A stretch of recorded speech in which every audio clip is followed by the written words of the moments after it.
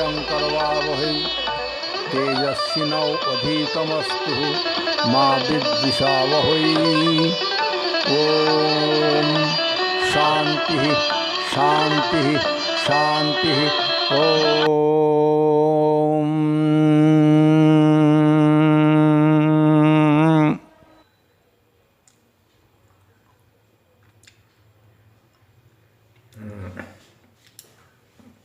এখন হবে কঠোপনিষদের প্রথম অধ্যায় দ্বিতীয় বল্লীর অন্তর্গত সপ্তদশ, অষ্টাদশ, ঊনবিংশ এবং বিংশতি সংখ্যক মন্ত্রের পাঠ ও আলোচনা। তাহলে শুরু করা যাক সপ্তদশ সংখ্যক মন্ত্রের পাঠ। বইটা কোথায় গেল?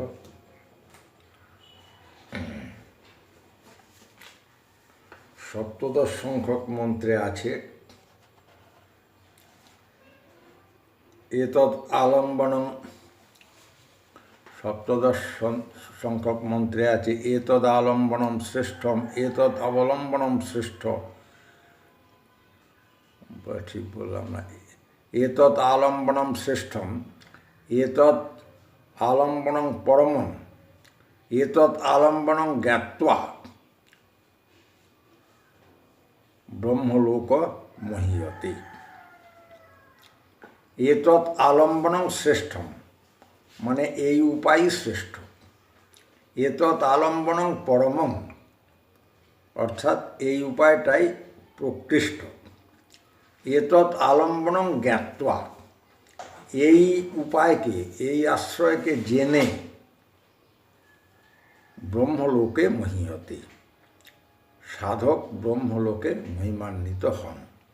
গদ্য করে বললে দাঁড়াবে এতদ আলম্বনং শ্রেষ্ঠম এতদ আলম্বনং পরমম এতদ আলম্বনং জ্ঞাত্বা সাধক ব্রহ্মলোকে মহীয়তে। সাধক শব্দটা যোগ করতে হবে এখানে, না হলে হবে না। মানে কে মহিমার লোক, কে ব্রহ্মলোকে গিয়ে মহিমান্বিত হবে? সাধক হবে, যিনি তপস্যা করছেন, যিনি সাধনা করছেন, তাই না? তাহলে এর আগে বলা হয়েছিল যে ওঙ্কার হচ্ছে ব্রহ্মের উভয়বিধ ভাবেরই জ্ঞাপক। সেই জন্য আমাদের ওঙ্কারের তত্ত্ব জানতে পারলেই ব্রহ্মকে জানা, মানে ইন অল রেসপেক্টস জানা হয়, সম্যকভাবে জানা যায়। এইভাবে ওঙ্কারকে ব্রহ্মরূপে জেনে উপাসনা যিনি করেন, কে করে? সাধক করে। তার অপ্রাপ্য আর কিছুই থাকে না। অপ্রাপ্যমাং নিবর্তন্তে ব্রহ্ম সংসার বর্ততে। তাহলে মানে সর্বগত ব্রহ্ম কি, সর্বাতীত ব্রহ্ম কি, তিনি যা চান সেটাই পান। মানে এটা আগের 16 সংখ্যক মন্ত্রের বলেছিলাম, মানে বলা হয়েছিল। তাহলে ব্রহ্মকে লাভ করার যত আলম্বন মানে উপায় আর কি, যত উপায়, যত মেথড, যত আশ্রয় অবলম্বন আছে, তার ভেতরে এই ওঙ্কারটাই শ্রেষ্ঠ। কেননা এটাই হচ্ছে ব্রহ্মের পারফেক্ট জানার উপায় বা প্রকৃষ্ট জ্ঞাপক। এটাকে ব্রহ্ম প্রাপ্তির উপায় ও ব্রহ্মের টোকেন বা ব্রহ্মের প্রতীক, ব্রহ্মের জ্ঞাপক জানতে পারলে সাধক ব্রহ্মলোকে মহিমান্বিত হয়ে থাকেন। ওঙ্কার ব্রহ্মরূপের বাচক বা জ্ঞাপক বলে ব্রহ্ম উপাসনার এটা একটা এখানে আলম্বন বলা হচ্ছে, মানে এটা উপায়, আশ্রয় আর কি। এই ধরনের কোনো উপায়, কোনো কিছুকে অবলম্বন করে, কোনো কিছুকে আশ্রয় করে যোগে ব্রহ্মের উপাসনার নাম হচ্ছে প্রতীক উপাসনা। নিরাকার সাকার যত এ নিয়ে অনেক বিশদ আলোচনা বড় বড় মনীষীরা করে গেছেন। হ্যাঁ, বলছি, সেটাও বলছি, না হয় পরে সিগনিফিক্যান্স, তাৎপর্য যখন বলবো তখন আলোচনা করাটা ভালো হবে। এখন তো মানে 17 না 17, 18, 19, 20 4টে মন্ত্রের অর্থভেদ করতে হবে। সুতরাং ওগুলো তোলা থাক পরের সেশনের জন্যে।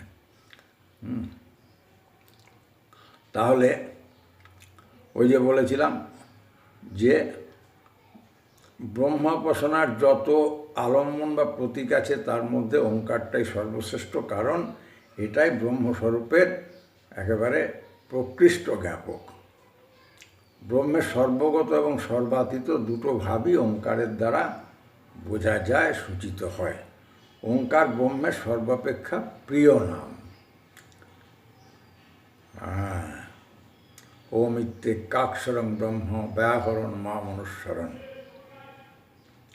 এই ওঙ্কার রূপ অবলম্বনকে জেনে, মানে এটা যে ব্রহ্মস্বরূপের প্রকৃত জ্ঞাপক, প্রকৃষ্ট জ্ঞাপক, এর দ্বারাই জানা যায়।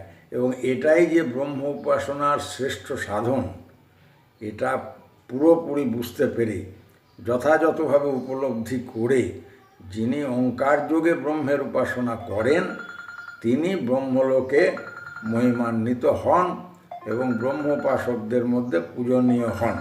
এই টেলিফোন বন্ধ করো, টেলিফোন বন্ধ করো, একদম টেলিফোন বন্ধ করো, টেলিফোন চলবে না।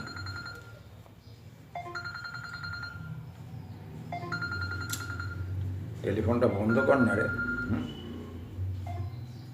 টেলিফোন বন্ধ কর, বন্ধ কর।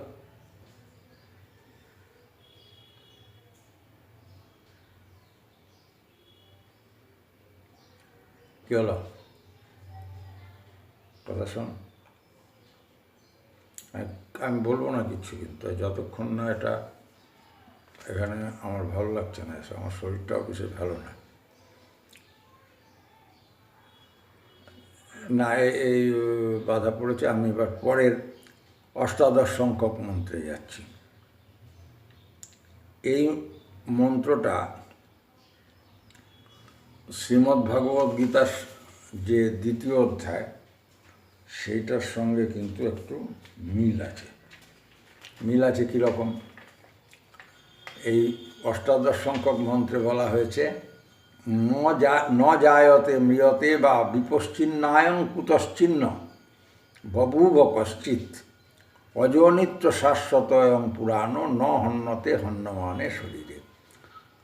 মানে 4টে শব্দ, যদিও বা প্রথম লাইনে প্রথম ছত্রে আলাদা, এই দ্বিতীয় ছত্রটা একেবারে পুরোপুরি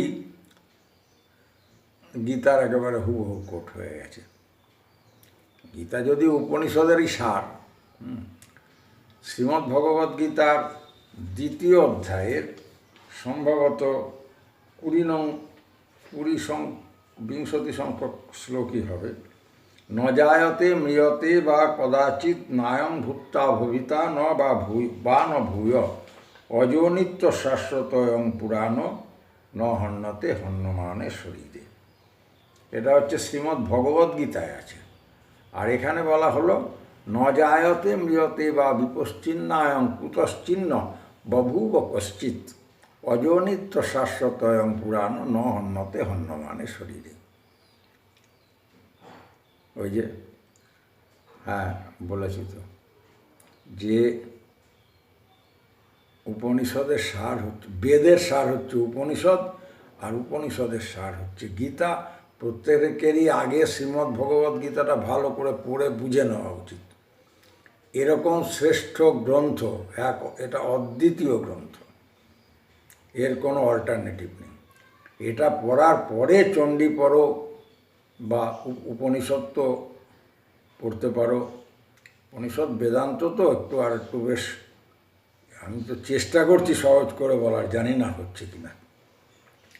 যাই হোক, গদ্যরূপ করে বলা যায় বিপশ্চিৎ ন জায়তে ম্রিয়তে বা অয়ম কুতশ্চিৎ ন বভূব, কশ্চিৎ ন বভূব, অয়ম অজ নিত্য শাশ্বত পুরাণ শরীরে হন্যমানে অয়ং ন হন্যতে, অয়ং ন হন্যতে। তাহলে অর্থাৎ বিপশ্চিত মানে চৈতন্য স্বরূপ আত্মা, ন জায়তে মৃয়তে বা জন্মেও না মরেও না। অয়ম কুতশ্চিৎ ন বভূব, এই আত্মা কোনো কিছু থেকে অরিজিনেট করেনি, কোনো কিছু থেকে আসেনি। কশ্চিৎ ন বভূব, আর এর থেকেও আর নতুন করে কিছু হয়নি। অয়ম মানে এই আত্মা, অজ, অজ মানে জন্মরহিত, নিত্য ইটারনাল ইউনিভার্সাল, শাশ্বত মানে অবিনাশী, এর কোনো ক্ষয় বিকার নাশ কোনো কিছুই হয় না। পুরাণ মানে এভারলাস্টিং, চিরন্তন চিরবিদ্যমান। শরীরে হন্য মানে মানে শরীরকে মেরে ফেলা, কেটে ফেলা, পুড়িয়ে ফেলা, যেভাবে যাই করা যাক, অয়ং ন হন্যতে, তাতে করে এই আত্মার বিনাশ হয় না। ইনি হত বা নিহত আহত কিছুই হন না। সেই গীতার কথায়, গীতা তো এখান থেকেই নেওয়া হয়েছে না। অর্থাৎ এই আত্মা জন্মেও না মরেও না। এই আত্মা কোনো কিছু হতে হয়নি, মানে কোনো কিছু থেকে অরিজিনেট করেনি, বা কোনো কিছু অন্য কোনো কিছু আবার এর থেকে অরিজিনেট করেনি। এই আত্মা জন্মরহিত, নিত্য, শাশ্বত এবং অপরিবর্তনীয়, পুরাণ। পুরাণ মানে চিরন্তন স্থিতি যার আছে, চিরবিদ্যমান। দেহ নিহত হলেও, দেহের বিনাশ হলেও এই আত্মার বিনাশ হয় না, এই আত্মা হত হয় না। হ্যাঁ, তাহলে আগে যে ওঙ্কার অবলম্বনে ব্রহ্মজ্ঞান লাভের কথা বলা হয়েছিল, এই শ্লোকে, এই মন্ত্রে যমরাজ আত্মার স্বরূপ বর্ণনা করছেন। যেই আত্মাই পরমাত্মা, এই পরমাত্মাই চৈতন্য স্বরূপ, সর্বজ্ঞ। এর যে জ্ঞান, পড়া চৈতন্য, এই জ্ঞান স্বভাব কখনো বিলুপ্ত হয় না। It does not extinct. এই জন্য এই আত্মাকে বিপশ্চিৎ বলা হয়েছে। এই আত্মা জন্মায় না। হ্যাঁ, জন্মানো মানে কি? নতুন করে অরিজিনেট, নতুন করে উৎপন্ন হওয়ার নাম হচ্ছে জন্ম। হ্যাঁ, সে তো শরীর জন্মায়। হ্যাঁ, শরীরটা দেখা যায়, আত্মা দেখা যায় না। দেখবি কোত্থেকে? বড় শ্রী গুরুদেবকে যখন দীক্ষা নিবি, দীক্ষার সময় আত্মসাক্ষাৎকার বা আত্মদর্শন যেটা হবে তার মাধ্যমে দেখতে পাবি, তখন দেখতে পাবি। হ্যাঁ, কথার মধ্যে যখন বলবো না, চুপ করে শুনবি, আমার বলা শেষ হয়ে গেলে কথা বলবি। যেটা জন্মাচ্ছে এটা শরীর, হ্যাঁ, ওটা আত্মা নয়। আচ্ছা, কি বলছিলাম? এই আত্মা জন্মায় না, নতুন করে উৎপন্ন হওয়ার নাম হচ্ছে জন্ম। তাহলে আত্মা তো নতুন করে উৎপত্তি হয় না। এই পৃথিবী যখন ছিল না, সূর্য যখন ছিল না, তখনও আত্মা ছিল। হ্যাঁ, বড় খটমটে ব্যাপার বেদান্ত। আত্মা মরে না, আত্মা অবিনাশী, আত্মা চিরন্তন। আত্মা কোনো কারণবশত উৎপন্ন হয়নি। হ্যাঁ, যা কারণ হতে কাজরূপে উৎপন্ন হয় তার বিনাশও আছে। ব্রহ্ম এই সকল কারণের কারণ, আর তার কোনো কারণ নেই, কারণ আত্মা হতেও তো কিছু জন্মায় না। কারণ বিকারশীল বস্তু থেকেই অন্য বস্তুর উদ্ভব হতে পারে। আমার থেকে, আমার এবং আমার স্ত্রীর মিলনে একটা ছেলে বা মেয়ে বা কিছু একটা সন্তান হতে পারে। কিন্তু সেই সন্তান আবার আত্মা, সে যে আমার থেকে জন্মালো, সে শরীরটা জন্মালো, আত্মাটা জন্মাচ্ছে না। হ্যাঁ, ধরো জড়বস্তু দিয়ে দেখাচ্ছি, দুধের ভেতরে সাজাল দিলে দই হয়ে যাচ্ছে। আত্মা সেরকমভাবে হচ্ছে না কিছু একটা, যেটা থেকে ওটা, ও তো শরীর প্রাপ্তি, শরীরের সঙ্গে আত্মাকে গোলমাল করলে শরীরের মধ্যে আত্মা বাস করছে ঠিকই। হ্যাঁ, ভগবান তোকে ভাড়া দিয়েছে একটা ঘর, ভগবান একটা ঘর ভাড়া দিয়েছে, তো টাইম হলে ঘরটা সরিয়ে নেবে, ভেঙে ফেলবে, ঘর ভেঙে যাবে, কেউ পুড়িয়ে দেবে, কেউ মাটির তলায় পুঁতে দেবে, যার যে নিয়ম আছে সেই নিয়মে করবে।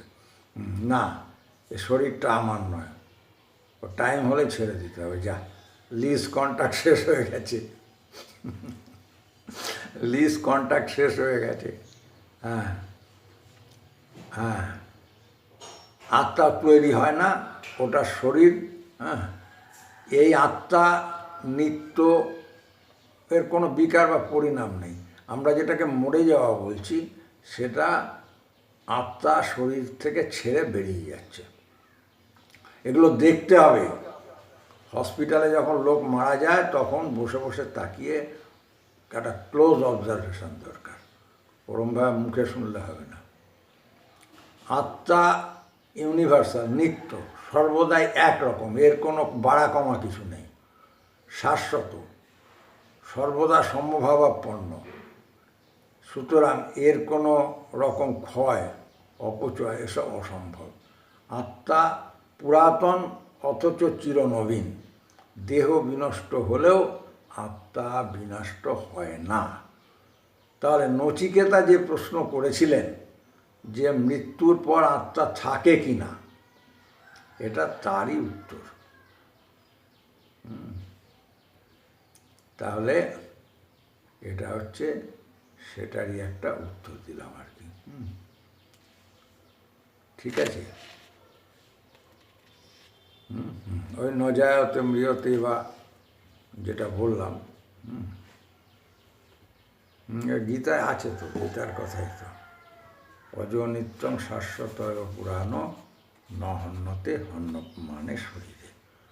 নজায়তে মৃয়তে বা মানে হচ্ছে উৎপন্ন হয় না, বিনষ্ট হয় না।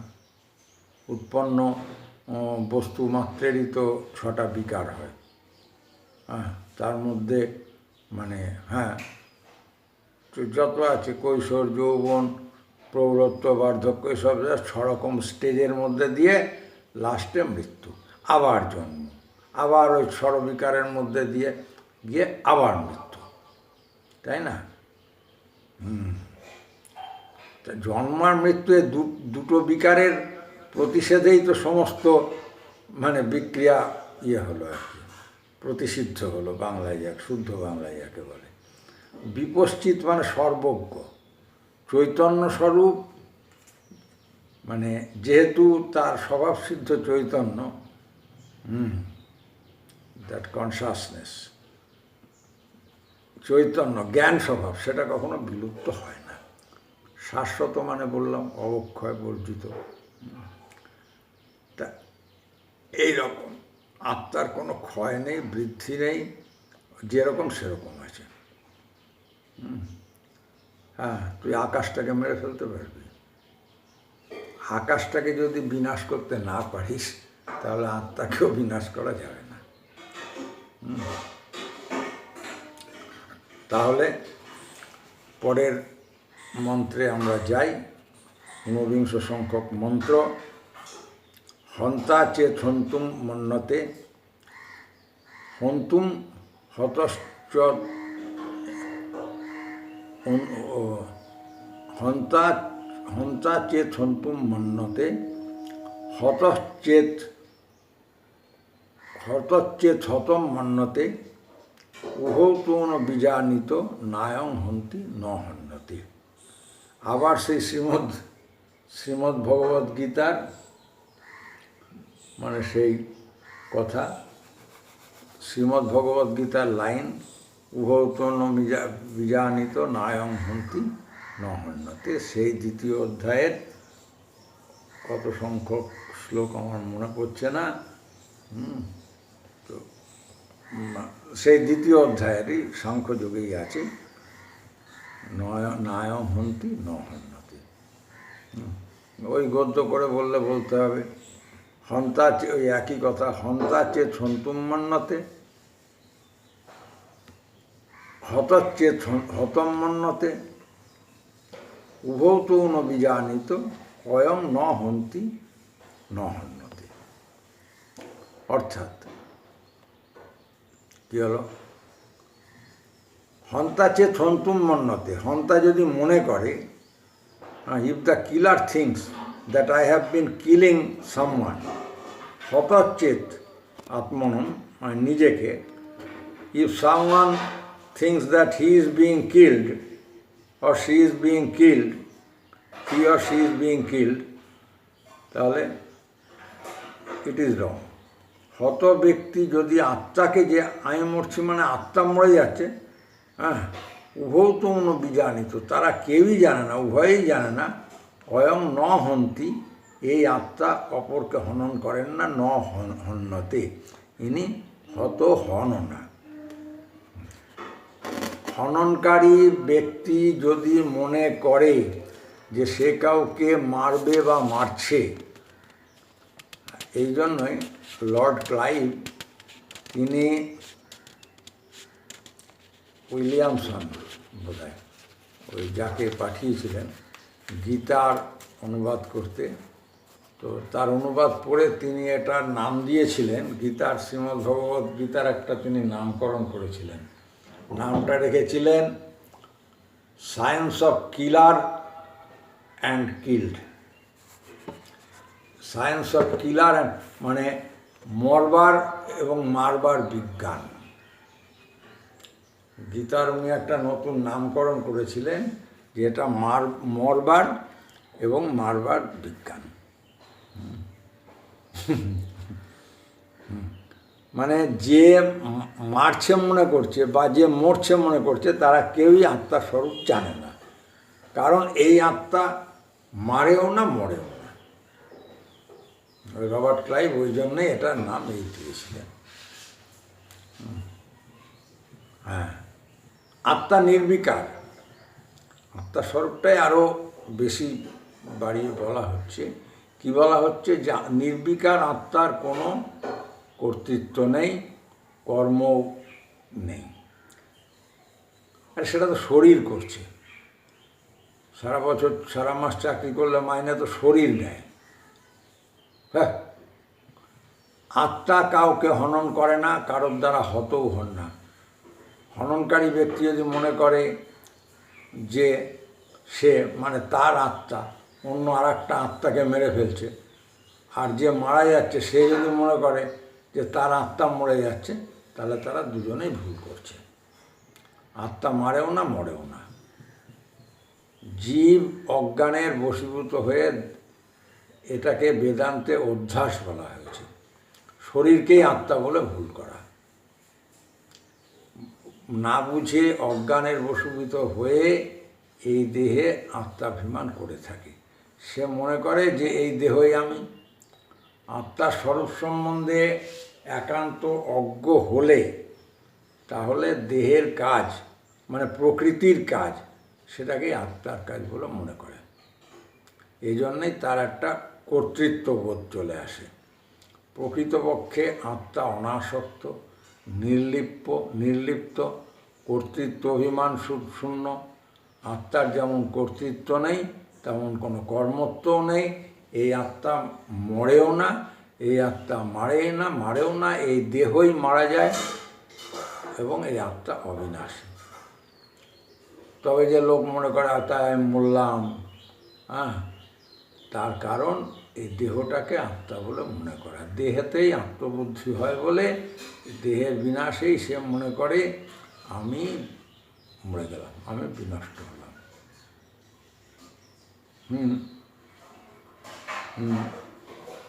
আত্মজ্ঞানহীন ব্যক্তির কাছে ধর্ম অধর্ম, এইসব সংসার, এসব ব্রহ্মজ্ঞের এসব না। বেদ যদি মানে, তাহলে আত্মাতে ধর্ম অধর্ম সংসার এ সমস্ত কোনো কিছু উৎপন্ন হয় না। কটা মন্ত্রের আলোচনার কথা আছে? 20 সংখ্যক পর্যন্ত, না? সপ্তদশ অষ্টাদশ ঊনবিংশ বিংশ। তাহলে আমরা 20 সংখ্যক মন্ত্রে প্রবেশ করি। অনরণীয়ান 20 সংখ্যক মন্ত্র হচ্ছে, বইটা নেই, 20 সংখ্যক মন্ত্রটা হচ্ছে হলো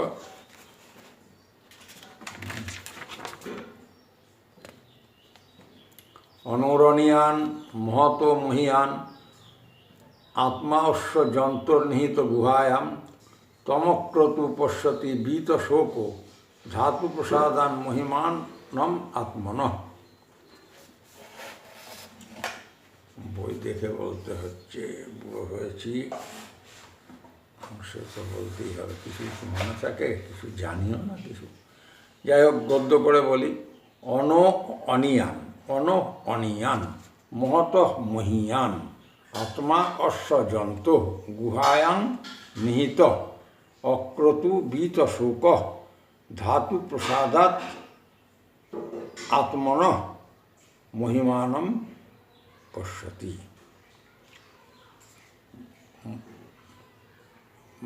ধাতু প্রসাদাত আত্মনঃ তৎ মহিমানম পশ্যতি। মানে ভেঙে দিই, অনিয়ান, অনু হইতেও ক্ষুদ্র, অনু হইতেও অনু, মহত মহিয়ান, মহৎ হতেও মহান, আত্মা অশ্বজন্ত এই জীবের কোথায় থাকে? গুহায়াং নিহিত, অর্থাৎ হৃদয় গুহাতে নিহিত আছে। অক্রতু মানে কামনাহীন, বীত শোক শোকমুক্ত ব্যক্তি, ধাতু প্রসাদ, ধাতু মানে মন বুদ্ধি বা অন্যান্য সব ইন্দ্রিয়ের স্যাটিসফ্যাকশান, প্রসন্নতাবশত আত্মনঃ তৎ মহিমানম পশ্যতি, অর্থাৎ সেই তার মহিমা দর্শন করে।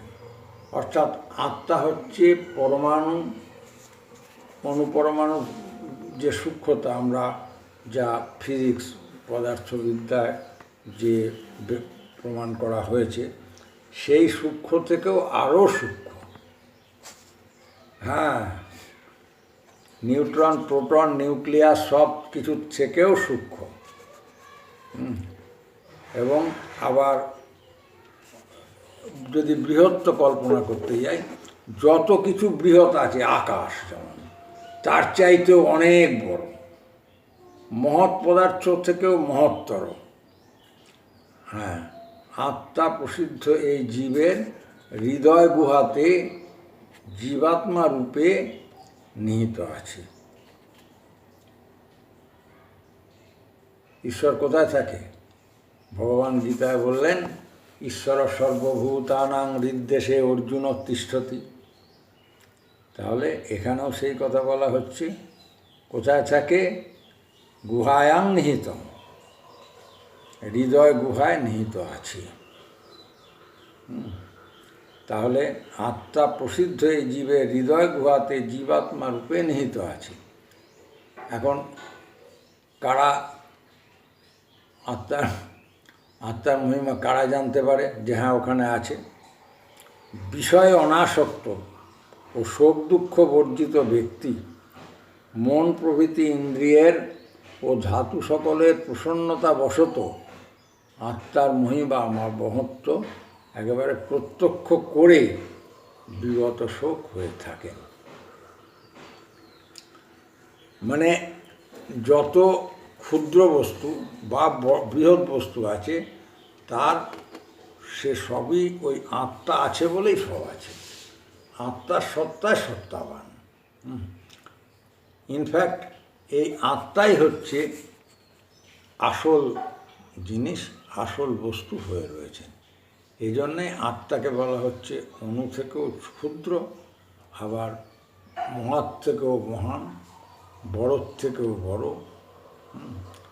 যে আত্মা বিশ্বে প্রকাশমান, সেটাই জীব হৃদয়ে জীবাত্মা রূপে দেহ মন প্রাণের ক্রিয়ার দ্বারা আবৃত হয়ে হৃদয় গুহার ভেতরে প্রচ্ছন্নভাবে অবস্থান করছেন। আত্মা জীবের বুদ্ধি দ্বারাই লক্ষ্য, আর এই বুদ্ধির জায়গা হৃদয়। যোগীরা হৃদয় আকাশ, দহরা আকাশে আত্মাকে জ্যোতি রূপে দর্শন করেন বলে হৃদয়কে আত্মার বাসস্থান বলা হয়েছে। সে ঈশোপনিষদের 4th শ্লোকে বলিনি এ কথা? বলেনি? আচ্ছা, এই কঠোপনিষদেরই 12 সংখ্যক, এই যে 2য় বললি, প্রথম অধ্যায় 2য় বলির 12 সংখ্যক শ্লোকে বলিনি? এই এক কথাই তো বলে আসছি। এরপরে শ্বেতাশ্বতর উপনিষদ গেলে যখন আসব, তখন ওই 3য় অধ্যায়ের সম্ভবত 20 সংখ্যক শ্লোকেও এইটাই আবার পাবে। সমগ্র উপনিষদ, বেদান্ত সবই একই কথা বলে আসছে। হ্যাঁ, খুব শুকনো, খুব মানে নিরস বিষয়টা আর কি। তাহলে আত্মাকে জ্যোতিরূপে দর্শন করে থাকেন। নিজ নিজ সদ্গুরু যখন কূটস্থ প্রদান করেন, কূটস্থ আছে, কূটস্থে চৈতন্য সঞ্চার করে দেন, তখন এটাকে দেখা যায়, স্পষ্ট রূপে দেখা যায়। পরবর্তীকালে গুরু প্রদর্শিত পথে সরঙ্গ যোগ যে আছে, সরযোগ, যম, নিয়ম, আসন, প্রাণায়াম, ধারণা, প্রত্যাহার, ধারণা, ধ্যান ও সমাধি, এর মধ্যে দিয়ে চণ্ডী সমাধি তত্ত্ব, গীতা হচ্ছে সবচেয়ে সহজ। চণ্ডীতত্ত্ব হচ্ছে বিজ্ঞানময় কোষে প্রবেশের সাধনা। সুতরাং সেখানে সমাধির বিশাল ভূমিকা। সমাধিকে সহায় করে, আশ্রয় করে এগোতে হয়। আর তা নইলে আমাদের এই যে স্থূল কোষ, অন্নময় কোষেই সারা জীবন পড়ে থাকো, সেক্স নিয়ে বেঁচে থাকো সারা জীবন, আর কি করবে? সেক্সকে অতিক্রম করে এগোতে পারবে না। সেই সেক্স তো মানে মানুষের যেমন আছে, ক্ষুদ্রাতি ক্ষুদ্র মানে জীবেরও আছে। সেক্স কার নেই? कहाँ से भक्ति भेंट, 3 चीज से लटपटाता है, दामड़ी चामड़ी पेट। তো এই দামড়ি চামড়ি পেট নিয়ে বসে থাকতে হবে, আবার মরবে, আবার জন্মাবে, আবার মরবে। আত্মার তোমার জানার কি দরকার?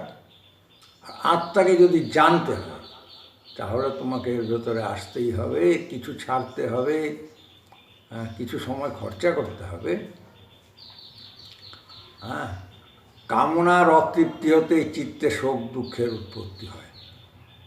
আর ওই শোক দুঃখ নিয়ে বসে থাকলে এই আত্মার মতন অতি সূক্ষ্ম গোপনভাবে অবস্থিত জিনিসের প্রাকৃত লোকে, আর্থলি লিভিং যাদের আছে আর কি, জাগতিক ব্যাপার নিয়ে মজে বসে আছে, তারা জানতে পারে না। একমাত্র কামনা বাসনা ও শোক দুঃখবিহীন যারা আছে, তারাই আত্মাকে দেখতে পান।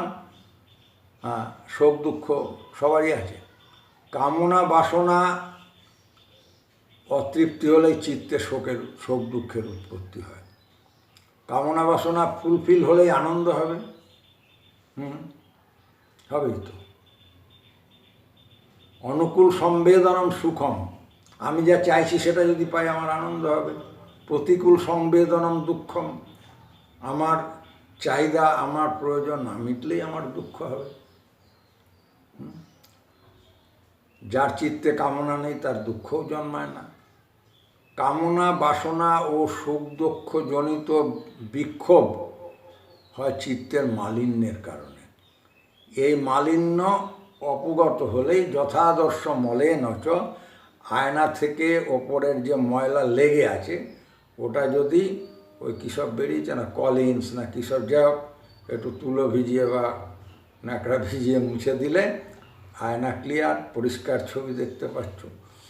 এই মালিন্য অপগত হলে জীবের ইন্দ্রিয়, মন ও বুদ্ধি প্রসন্ন ও নির্মল হয়। আর বুদ্ধি নির্মল হলে সেই নির্মল বুদ্ধিতেই আত্মজ্ঞান রিফ্লেক্ট করে, আত্মজ্ঞান প্রতিভাত হয়। সাধক তখন আত্মার মহিমা উপলব্ধি করেন। তিনি বুঝতে পারেন যে এই আত্মাই স্বরূপত অনিত্য, অনিত্য বলছি, নিত্য।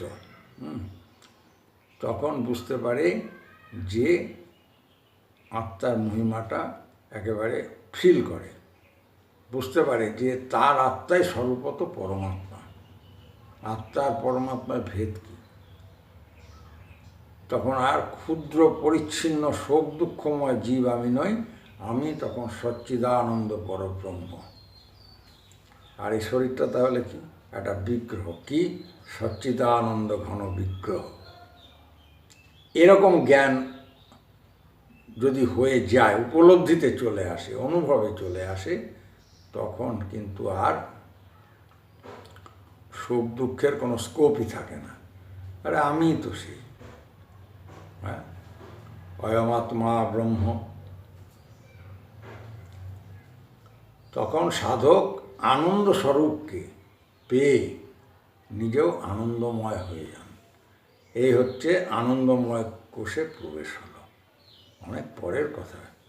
তার আগে জ্ঞানময় কোষে প্রবেশ করতে হবে। বিজ্ঞানময় কোষ, চণ্ডী তত্ত্ব অবলম্বনে বিজ্ঞানময় কোষে প্রবেশ করতে হবে। আনন্দময় কোষ তো অনেক পরে। এই সমস্ত স্টেজের মধ্যে দিয়ে যেতে হবে। হ্যাঁ, ঠিক আছে। অক্রতু মানে নিষ্কাম। হ্যাঁ, যা দেখতে পাচ্ছি, যেটা দেখতে পাচ্ছি না, সব রকম বাহ্য বিষয় থেকে যার বুদ্ধি উইথড্র করে নিয়েছে, উইথড্র হয়ে গেছে। ধাতু প্রসাদাৎ। নিষ্কাম হলে ওই যে একটু আগে বললাম ধারণা, ধ্যান, সমাধি। শরীরের নিষ্কাম হয়ে গেলে, শরীরের ধারণা শক্তি এলে, তখন ইন্দ্রিয় সব সুখ দুঃখের মধ্যেও সমস্ত মন, বুদ্ধি সব একটা প্রসন্ন জায়গায় প্রসন্নতা প্রাপ্ত হয়। আর হ্যাঁ, একদম ব্লাডের সব রকম ডিটক্সিফিকেশান হয়ে যাবে এর মধ্যে। যারা যোগাভ্যাস করেন তাদের সব শরীরে ডিটক্সিফিকেশান হয়ে যায়। আর এই যোগের একটা মহিমা আছে না, যোগাভ্যাসের মধ্যে দিয়ে সমস্ত কিছু শরীরের ভেতরে যেসব যন্ত্র আছে, হ্যাঁ, সমস্ত প্রাণবায়ুর দ্বারা পরিচালিত। তো এই প্রাণবায়ু শরীরের, আমি গীতায় শ্রী বিষ্ণু প্রদীপিকা গ্রন্থে এটা আলোচনা করা হয়েছে যে নানান রকম এই বায়ু, সে বায়ুর নাম আছে। এই বায়ুর বিকার হলেই দৈহিক ও মানসিক কাজের বিপর্যয় ঘটে। আর যত রোগ শোক ওই বিপর্যয় থেকে উৎপন্ন হয়। যোগাভ্যাস বা প্রাণকর্ম ছাড়া আমরা যে কোনো কার্য করে থাকি, তাতে আমাদের শ্বাস ও শ্বাসের ক্ষয় হয়, বায়ুর কিছু বিকার হয়ে যায়। কিন্তু প্রাণকর্মের দ্বারা ওই ক্ষয় নিবারিত হয়, ওই বিকার তিরোহিত হয়। নিজের গুরুর উপদেশ মতো যেসব প্রাণায়াম, ন্যাস, যে সমস্ত কাজকর্ম আছে, তিনি যে পরিমাণে সেই ক্ষয় ও বিকারটাকে রেসিস্ট করতে পারবেন, তিনি সেই পরিমাণে উন্নতি করবেন। আর তা যদি না পারেন, তাহলে ওই রোগ শোক থেকেই যাবে। অযোগী যারা যোগাভ্যাস করে না, তাদের যে দশা, ও যোগাভ্যাসে মানে না, টিভির ওইগুলো বলছি না, ও টিভির ওসব বলছি না, আহার শুদ্ধি করতে হয়ে যাক, এগুলো এগুলো এগুলো এগুলো নিজ নিজ যার যার নিজের নিজের মানে সদ্গুরুর মুখে শুনবেন। আমি ও সমস্ত এখানে বসে বসে ফালতু বকে তো লাভ নেই। তাহলে আমরা কি করলাম? আমরা আজকে সপ্তদশ, অষ্টাদশ, ঊনবিংশতি এবং বিংশতি মন্ত্রের পাঠ ও আলোচনা সম্পূর্ণ করলাম। আমার বাণীকে এখানেই বিরাম দিচ্ছি।